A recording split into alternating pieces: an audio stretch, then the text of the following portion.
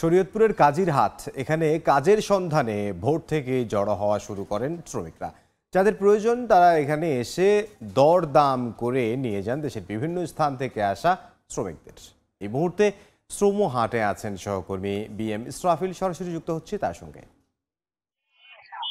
ভোররাত থেকে শুরু করে শরীয়তপুরের জাজিরার যে কাজিরহাট, এই কাজিরহাটে কিন্তু প্রতিদিনই যে শ্রমিকদের বেচা কেনার একটি স্থান, সেটি হচ্ছে এই জাজিরার কাজিরহাট।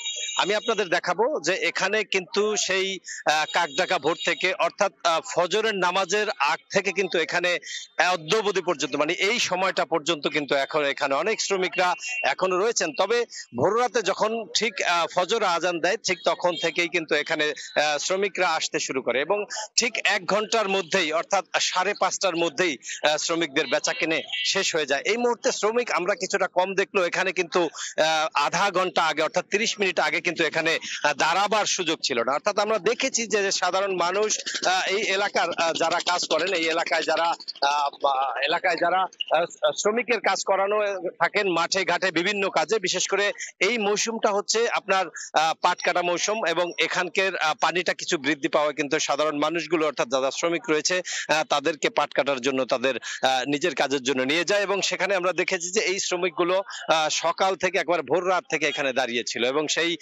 বিভিন্ন ক্রেতাদের হাক ডাকেই কিন্তু এখানে শেষ হয়েছে আজকের এই অনেকটা শেষের দিকে। কিছু শ্রমিকরা এখনো রয়েছে যারা আপনার কিছুক্ষণ পরেই তাদেরও কাজ থাকলে তারা চলে যাবে, অন্যথায় যদি কাজ শেষ হয়ে যায় সেক্ষেত্রে কিন্তু কাজ না পায় সেক্ষেত্রে তারা এখান থেকে তাদের কর্মস্থল অর্থাৎ যেখানে তারা তাদের বাড়িতে বা তারা যেখানে থাকছেন সেখানে চলে যাবে।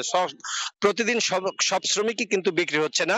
তবে এখানে আমি আরেকটি বিষয় জানিয়ে রাখি যে এই শ্রমিকরা তারা সাধারণত চাঁপাইনবাবগঞ্জ, সিরাজগঞ্জ, গোপালগঞ্জ, রাজশাহী, নরসিংদী, সাতক্ষীরা, গাইবান্ধা, রংপুর, জামালপুর এলাকা সহ আরো বেশ কিছু অর্থাৎ উত্তরবঙ্গের যে এলাকা রয়েছে সেখান থেকে কিন্তু এই শ্রমিকরা এখানে এসে থাকেন।